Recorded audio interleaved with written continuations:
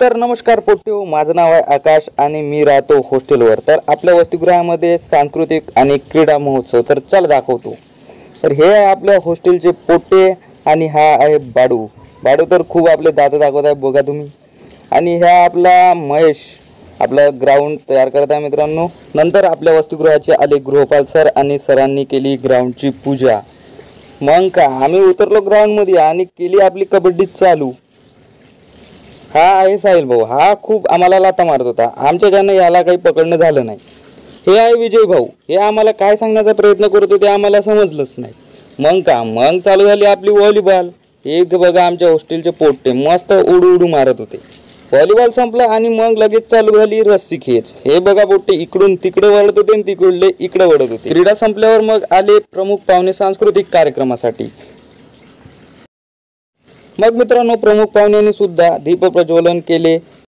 हे आहे पोट्ट्यांना देण्यासाठी बक्षीस जे क्रीडा क्षेत्रामध्ये जिंकलेले होते। हे बघा मग मुलांना देण्यात आले प्रमाणपत्र आणि बक्षीस वितरण सरांच्या हस्ते। मग खडसे सरांनी केलं आम्हाला विद्यार्थ्यांना मार्गदर्शन। त्यानंतर चालू झाला आपले रोशनभाऊ गुडदे यांचा डान्स। तुम्ही बघू शकता आमच्या हॉस्टेलवरतील मुलं सुद्धा मुलीपेक्षा काही कमी नाही, हे तुम्ही पुढच्या व्हिडिओमधून बघू शकता। तर बघा दिखती है हाय रब्बा क्या चल